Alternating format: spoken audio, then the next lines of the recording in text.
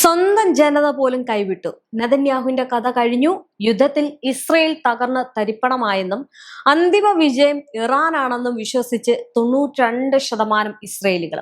ചരിത്രത്തിൽ ആദ്യമായിട്ട് Israel university നടത്തിയ സർവേ ഫലം പുറത്തു വന്നതോടെ ബെഞ്ചമിൻ നെതന്യാഹുവിന്റെ വമ്പ് പറച്ചിലുകളെല്ലാം വെറും തള്ളലുകളായിരുന്നു എന്ന് സ്വന്തം ജനങ്ങൾ തന്നെ തെരുവിൽ വിളിച്ചു പറയുകയാണ്. അമേരിക്കയുമായിട്ട് ഇറാൻ ഉണ്ടാക്കിയ ആ തന്ത്രപരമായിട്ടുള്ള പുതിയ നയതന്ത്ര ഡീലിന് മുന്നിൽ ഇസ്രയേൽ പൂർണ്ണമായും മുട്ടുകുത്തിയെന്നാണ് ഇസ്രയേൽ ജനത ഒറ്റ സ്വരത്തിൽ സമ്മതിക്കുന്നത്.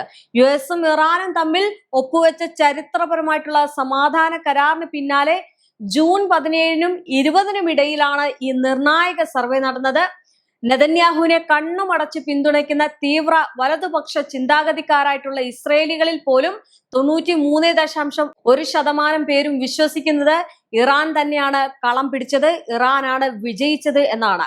ഇസ്രയേൽ പ്രഖ്യാപിച്ച യുദ്ധലക്ഷ്യങ്ങൾ നേടുന്നതിൽ ഭരണകൂടം ദയനീയമായിട്ട് പരാജയപ്പെട്ടു എന്ന് 80%-ലേറെ ജനങ്ങളും വിശ്വസിക്കുന്നതായിട്ട് ടൈംസ് ഓഫ് ഇസ്രയേൽ പുറത്തുവിട്ട സർവേ റിപ്പോർട്ടുകളിൽ വ്യക്തമാക്കുന്നു. സ്വന്തം ജനത പോലും പറയുകയാണ് എത്ര വലിയ പരാജയമാണ് ഈ നെതന്യാഹുവിനുണ്ടായിരിക്കുന്നത്. നെതന്യാഹു പറഞ്ഞ ഒരു കാര്യവും നടന്നിട്ടില്ല. ഈ യുദ്ധത്തിൽ, അതായത് ഈ എപ്പിക് ഫ്യൂറി എന്ന് പറഞ്ഞ് ഫെബ്രുവരി 28-ന് അമേരിക്കയും ഇസ്രയേലും തുടങ്ങിയ ഈ ഒരു യുദ്ധത്തിൽ ഇറാനാണ് വലിയ വിജയം കൈവരിച്ചത് എന്ന് ഇസ്രയേൽ ജനങ്ങൾ ഒറ്റ സ്വരത്തിൽ വിളിച്ചു പറയുകയാണ്. നെതന്യാഹു യുദ്ധം മികച്ച രീതിയിലാണ് കൈകാര്യം ചെയ്തതെന്ന് വിശ്വസിക്കാൻ 26.5% ആളുകൾ മാത്രമാണ് ഇസ്രയേലിൽ ഇന്നുള്ളൂ. ഇസ്രയേലിന്റെ സഖ്യകക്ഷിയായ അമേരിക്കൻ പ്രസിഡന്റ് ഡൊണാൾഡ് ട്രംപിനും ഇസ്രയേൽ ജനത മാർക്കിട്ടിട്ടില്ല. സർവേയിൽ പങ്കെടുത്ത 70% ആളുകളും ഈ ഒരു യുദ്ധ സാഹചര്യം കൈകാര്യം ചെയ്യുന്നതിൽ ട്രംപ് വൻ പരാജയമായിരുന്നു എന്നാണ് വിലയിരുത്തുന്നത്. ഇസ്രയേൽ ഭരണാധികാരികൾക്കെതിരെ സ്വന്തം ജനങ്ങൾ തന്നെ തിരിയുന്നതും യുദ്ധത്തിൽ ശത്രുരാജ്യമാണ് ജയിച്ചത് എന്ന് ഇസ്രയേലികൾ സമ്മതിക്കുന്നതും ചരിത്രത്തിൽ ഇതാദ്യമല്ല. 1973-ലെ ചരിത്ര പ്രധാനമായിട്ടുള്ള യോം കിപ്പൂർ യുദ്ധത്തിന് ശേഷവും സമാനമായിട്ടുള്ള ജനരോഷമാണ് ഇസ്രയേലിൽ അന്നുണ്ടായിരുന്നത്. ഈജിപ്തിൽ നിന്നും സിറിയയിൽ നിന്നും നേരിട്ട കനത്ത സൈനിക നാശനഷ്ടങ്ങൾക്ക് കാരണം അന്നത്തെ പ്രധാനമന്ത്രി ഗോഡ മേയറുടെ പരാജയമാണെന്ന് ജനങ്ങൾ വിശ്വസിച്ചിരുന്നു. ഒടുവിൽ കടുത്ത ജനവികാരത്തിന് മുന്നിൽ മുട്ടുകുത്തി അവർക്ക് കസേര ഒഴിഞ്ഞു പോകേണ്ടി വരികയും ചെയ്തു. ഇതിനു മുമ്പ് 2006-ൽ നടന്ന 2ാം ഘട്ട ലെബനൻ യുദ്ധത്തിലും ഇസ്രയേലിന് ഇതേ നാണക്കേട് നേരിടേണ്ടി വന്നിട്ടുണ്ട്.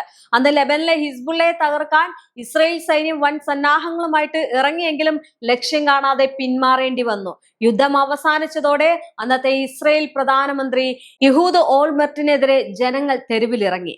ഹിസ്ബുള്ളയാണ് ഈ യുദ്ധത്തിൽ വിജയിച്ചത് എന്ന് ഭൂരിഭാഗം ഇസ്രയേലുകളും വിശ്വസിച്ചതോടെ ഓൾമർട്ടിന്റെ രാഷ്ട്രീയ ഭാവിയും തകർന്നടിഞ്ഞു. എന്തായാലും ഈ ഒരു കാര്യം വീണ്ടും തുടർന്ന് കാണാവുന്നതാണ്. മാത്രമല്ല, ബെഞ്ചമിൻ നെതന്യാഹുവിന്റെ രാഷ്ട്രീയ കസേര ഇനി എങ്ങോട്ടേക്ക്, അല്ലെങ്കിൽ രാഷ്ട്രീയ കളികൾ എങ്ങോട്ടേക്ക് എന്നുള്ളത് വളരെ ഒരു ചോദ്യമായിട്ട് മാറുകയാണ്. അതുകൊണ്ട് തന്നെ ഇപ്പോഴത്തെ യുദ്ധത്തിൽ 92% ഇസ്രയേലികളും ഇറാനാണ് വിജയിച്ചത് എന്ന് വിശ്വസിക്കുന്നതിന് പിന്നിൽ നെതന്യാഹുവിന്റെ നയതന്ത്ര പരാജയങ്ങളോടുള്ള ജനങ്ങളുടെ കടുത്ത അമർഷമാണ് പുറത്തു വരുന്നത്.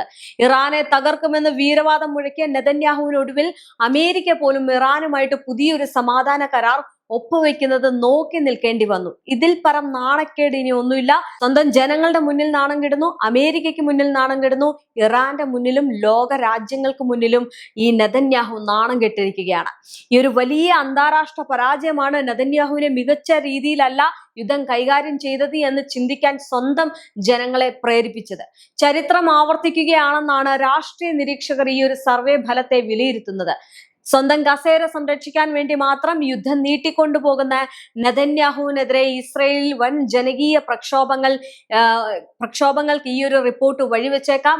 വരും ദിവസങ്ങളിൽ നെതന്യാഹുവിന് അധികാരം നഷ്ടപ്പെടുമോ, അതോ ജനരോഷം മറികടക്കാൻ അദ്ദേഹം പുതിയ എന്തെങ്കിലും തന്ത്രങ്ങൾ പ്രയോഗിക്കുമോ എന്നത് കണ്ടു തന്നെ അറിയണം. ഇസ്രയേൽ ചരിത്രത്തിലെ ഏറ്റവും വലിയ സുരക്ഷാ കോട്ടയായിട്ടുള്ള അയൺ ഡോം ഉൾപ്പെടെയുള്ള സംവിധാനങ്ങളെ തകർത്തുകൊണ്ട് ഹമാസ് നടത്തിയ മിന്നലാക്രമണമാണ് നെതന്യാഹുവിനെതിരെയുള്ള ജനരോഷത്തിന്റെ പ്രധാന കാരണം. രാജ്യത്തിന്റെ സുരക്ഷയ്ക്ക് ഏറ്റവും കൂടുതൽ പ്രാധാന്യം നൽകുന്നുവെന്ന് അവകാശപ്പെട്ടിരുന്ന നെതന്യാഹുവിന് ഈ ഒരു ഇന്റലിജൻസ് പരാജയത്തിന്റെ ഉത്തരവാദിത്വത്തിൽ നിന്ന് ഒഴിഞ്ഞു മാറാൻ കഴിയില്ല എന്ന് ജനങ്ങൾ വിശ്വസിക്കുന്നു. സ്വന്തം ജനങ്ങൾക്ക് സംരക്ഷണം നൽകാൻ കഴിയാത്ത ഒരു ഭരണാധികാരിയായിട്ടാണ് ഇസ്രയേലിലെ ഭൂരിഭാഗം ആളുകളും ഇപ്പോൾ നെതന്യാഹുവിനെ കാണുന്നത്. യുദ്ധം അവസാനിപ്പിച്ചാൽ നെതന്യാഹുവിന്റെ അധികാരം നഷ്ടപ്പെടുമെന്നും അദ്ദേഹം നേരിടുന്ന അഴിമതി കേസുകളിൽ വിചാരണ നേരിടേണ്ടി വരുമെന്നുള്ള കാര്യം ഉറപ്പാണ്. അതുകൊണ്ട് തന്നെയാണ് സ്വന്തം രാഷ്ട്രീയ ഭാവിയും പ്രധാനമന്ത്രി കസേരയും സംരക്ഷിക്കാൻ വേണ്ടി മാത്രം നെതന്യാഹു മനഃപൂർവ്വം യുദ്ധം നീട്ടിക്കൊണ്ടു പോകുന്നത്. ആ കാര്യം ഇപ്പോൾ അവിടുത്തെ ഇസ്രായേൽ ജനത മനസ്സിലാക്കുകയും കടുത്ത ഭാഷയിൽ കുറ്റപ്പെടുത്തുകയുമാണ് ചെയ്യുന്നത്. രാജ്യത്തിന്റെ സമ്പദ് വ്യവസ്ഥ തകരുമ്പോഴും സമാധാന ശ്രമങ്ങൾക്ക് മുൻകൈ എടുക്കാത്ത അദ്ദേഹത്തിന്റെ സ്വാർത്ഥ രാഷ്ട്രീയ ശൈലി ജനങ്ങൾക്ക് വലിയ അമർഷം ഉണ്ടാക്കിയിട്ടുണ്ട്. ഹമാസിന്റെ കസ്റ്റഡിയിലുള്ള ഇസ്രയേലി ബന്ദികളെ സുരക്ഷിതമായിട്ട് തിരിച്ചെത്തിക്കാൻ നെതന്യാഹു സർക്കാരിന് സാധിക്കാത്തത് ഇസ്രയേലിൽ വലിയ പ്രതിഷേധങ്ങൾക്ക് കാരണമായിട്ടുണ്ട്. ബന്ദികളുടെ കുടുംബങ്ങളും ലക്ഷക്കണക്കിന് ജനങ്ങളും തെരുവിലിറങ്ങിയിട്ടും സൈനിക ആക്രമണങ്ങളുമായിട്ട് മുന്നോട്ട് പോകുന്ന നെതന്യാഹുവിന്റെ നിലപാട് ജനങ്ങൾക്ക് ഉൾക്കൊള്ളാൻ കഴിയുന്നില്ല എന്നതാണ് മറ്റൊരു സത്യം. ഇനി ഇതിനു പുറമെ ഇറാന്റെ കടുത്ത നിലപാടുകൾക്ക് മുന്നിൽ അമേരിക്കയ്ക്ക് പോലും പുതിയ സമാധാന കരാറുകളിൽ ഒപ്പുവെക്കേണ്ടി വന്നത് നെതന്യാഹുവിന്റെ വലിയൊരു നയതന്ത്ര പരാജയമായിട്ടാണ് ഇസ്രയേലികൾ കാണുന്നത്.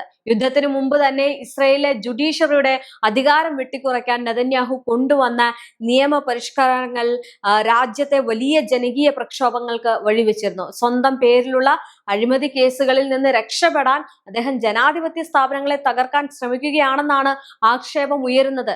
തീവ്ര വലതുപക്ഷ പാർട്ടികളുമായിട്ട് ചേർന്ന് രാജ്യം ഭരിക്കുന്ന നെതന്യാഹു ഇസ്രയേലിനെ ആഗോളതലത്തിൽ ഒറ്റപ്പെടുത്തിയെന്നാണ് ഭൂരിഭാഗം ജനങ്ങളും അതിനെ വിലയിരുത്തുന്നത്. ഇതിനിടെ മറ്റൊരു കാര്യം കൂടി എടുത്തു പറയേണ്ടതുണ്ട്. അതായത് പശ്ചിമേഷ്യയിലെ കനത്ത യുദ്ധ സാഹചര്യം പൂർണ്ണമായിട്ടും അവസാനിപ്പിക്കുക എന്ന ലക്ഷ്യത്തോടെ ഇറാനും യുഎസും തമ്മിലുള്ള അതിനിർണായകമായിട്ടുള്ള ചർച്ചകൾ ഈ സ്വിറ്റ്സർലൻഡിൽ ആരംഭിക്കുകയാണ്. ഇതിനായിട്ട് ഇറാന്റെ വൻ ഉന്നതതല സംഘം സ്വിറ്റ്സർലൻഡിൽ എത്തിയിട്ടുണ്ട്. ഇറാന്റെ parliament speaker Mohammad Bahir Ghalibaf, വിദേശകാര്യമന്ത്രി അബ്ബാസ് അരാഗ്ചി എന്നിവരാണ് ഇറാൻ സംഘത്തെ നയിക്കുന്നത്. യുഎസ് സംഘത്തിന് നേതൃത്വം നൽകുന്നത് വൈസ് പ്രസിഡന്റ് JD വാട്സ് ആണ്. മധ്യസ്ഥ വഹിക്കാനായിട്ട് പാകിസ്ഥാൻ പ്രധാനമന്ത്രി ഷഹബാസ് ഷെരീഫും സൈനിക മേധാവി അസീം മുനീറും സ്വിറ്റ്സർലൻഡിലേക്ക് തിരിച്ചു കഴിഞ്ഞിട്ടുണ്ട്. ഇറാനും യുഎസും തമ്മിൽ വെടിനിർത്തൽ ധാരണയിൽ എത്തിയിട്ടും ഇസ്രായേൽ ഇപ്പോഴും ലെബനാനിൽ ചോരപ്പുഴ ഒഴുക്കുകയാണ്. ഈ ഒരു കൂട്ടക്കുരുതി തുടരുന്നതിന്റെ പശ്ചാത്തലത്തിലാണ് സ്വിറ്റ്സർലൻഡിൽ ലോകം ഉറ്റുനോക്കുന്ന ഈ ഒരു നിർണായക ചർച്ച നടക്കുന്നത്. എന്തായാലും ഇരു രാജ്യങ്ങളും ഒപ്പുവെച്ച 14 ഇന ധാരണാപത്രം ഒട്ടും വിട്ടുവീഴ്ചയില്ലാതെ നടപ്പാക്കുക എന്നതാണ് തങ്ങളുടെ ലക്ഷ്യമെന്ന് ഇറാൻ വ്യക്തമാക്കിയിട്ടുണ്ട്. ഇസ്രായേലും ഹിസ്ബുള്ളയ്ക്കും ഇടയിൽ അടിയന്തരമായിട്ടുള്ള വെടിനിർത്തൽ കൊണ്ടുവരുന്ന കാര്യവും ഈ ഒരു ചർച്ചകളിൽ പ്രധാന അജണ്ടകളായിട്ട് മാറിയേക്കുമെന്നാണ് അന്താരാഷ്ട്ര മാധ്യമങ്ങൾ റിപ്പോർട്ട് ചെയ്യുന്നത്. നേരത്തെ ലെബനാനിലെ ഇസ്രായേൽ സൈനിക നടപടികളെ ചൊല്ലി കഴിഞ്ഞ ദിവസങ്ങളിൽ രൂക്ഷമായിട്ടുള്ള വിമർശനങ്ങൾ ഉന്നയിച്ചതിന് പിന്നാലെ പ്രധാനമന്ത്രി ബെഞ്ചമിൻ നെതന്യാഹുവിനെ പ്രശംസിച്ച് US പ്രസിഡന്റ് ഡൊണാൾഡ് ട്രംപ് തന്നെ രംഗത്തെത്തിയിരുന്നു. ഖത്തർ US-ന് സമ്മാനിച്ച പുതിയ എയർഫോഴ്സ് 1 വിമാനം അനാച്ഛാദനം ചെയ്യുന്നതിനിടെയായിരുന്നു ട്രംപിന്റെ പരാമർശം. ഇനി ഇസ്രായേലിനൊപ്പം ഞങ്ങൾ മികച്ച രീതിയിൽ പോരാടിയിട്ടുണ്ട്, ഇസ്രായേലുമായിട്ട് വലിയൊരു ബന്ധമുള്ളതാണ് എന്നും ട്രംപ് പറയുന്നുണ്ട്. ഇറാനെതിരായിട്ടുള്ള സമീപകാല യുദ്ധം പരാമർശിച്ച ട്രംപ് പോരാളിയായ പ്രധാനമന്ത്രി എന്നാണ് നെതന്യാഹുവിനെ വിശേഷിപ്പിച്ചത്. അദ്ദേഹത്തിന് അർഹമായിട്ടുള്ള അംഗീകാരം നൽകണമെന്നും ട്രംപ് പറയുന്നുണ്ട്. ഇറാനുമായിട്ടുള്ള യുദ്ധം ശാശ്വതമായിട്ട് അവസാനിപ്പിക്കുകയും 60 ദിവസത്തെ ചർച്ചകൾക്ക് തുടക്കമിടാനുള്ള ധാരണാപത്രത്തിൽ US ഒപ്പുവെക്കുകയും ചെയ്തിട്ടുണ്ട്. എന്നാൽ ഈ കരാർ ജെറുസലേമിൽ കടുത്ത ആശങ്കയാണ് സൃഷ്ടിക്കുന്നത്. ലെബനാനിൽ വെടിനിർത്തൽ ഉറപ്പാക്കുന്ന കരാർ പ്രകാരം ഇസ്രായേൽ സൈന്യം പിന്മാറണമെന്ന് ഇറാൻ ആവശ്യപ്പെടുമ്പോൾ അതിർത്തി നഗരങ്ങളെ ഹിസ്ബുള്ളയുടെ റോക്കറ്റ് ഡ്രോൺ ആക്രമണങ്ങളിൽ നിന്ന് സംരക്ഷിക്കാൻ ദക്ഷിണ ലെബനാനിലെ ബഫർ സോണിൽ സൈന്യത്തെ നിലനിർത്തുമെന്ന് നെതന്യാഹു ആവർത്തിച്ച് പറയുന്നുണ്ട്. ഇത് തന്നെയാണ് നെതന്യാഹുവിന്റെ തലക്കേറ്റ അടി എന്ന് പറയുന്നത്. എന്തായാലും ഈ റിപ്പോർട്ടുകളും ഈ സമാധാന കരാറുകളും ഈ സർവേ ഫലങ്ങളും വരുമ്പോൾ ഒരു കാര്യം വളരെ വ്യക്തമാണ്, നെതന്യാഹുവിന്റെ കസേര തെറിക്കാൻ അധിക നാൾ ഇനി ഉണ്ടാകില്ല എന്നുള്ളത്.